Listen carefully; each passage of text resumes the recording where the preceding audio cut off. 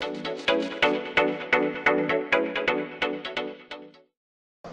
30 de junio de este año, el Gobierno de Extremadura tiene la obligación de hacer públicos los datos de la lista de espera. Es decir, el señor Carrón, además de reunirse con todo el mundo para arreglar todo aquello que han estropeado, todo aquello que han intentado imponer y ahora están intentando arreglar por la vía del diálogo, pues mira que hubiera sido fácil, antes de imponerle a los trabajadores y trabajadoras unas determinadas condiciones para cumplir la ampliación de horarios, lo fácil que hubiera sido hablarlo antes y no tener lo que estar hablando después. Además de eso, por favor, que nos diga cuáles son las listas de espera de esta región en estos momentos. Porque está incumpliendo una ley.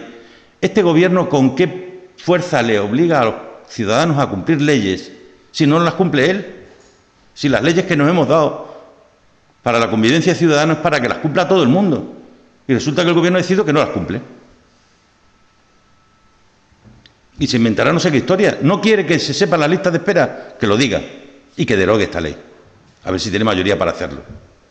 Pero que incumpla las resoluciones de la Asamblea de Extremadura votadas por Izquierda Unida y el Grupo Socialista está mal, como viene haciendo durante este año. Pero que incumpla las leyes que nos hemos dado en el Parlamento está bastante peor.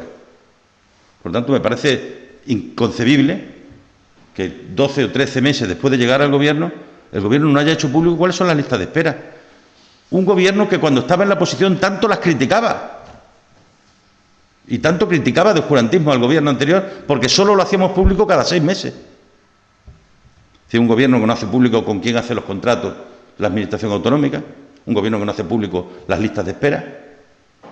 Es un Gobierno oscuro, aunque vaya presumiendo de transparente.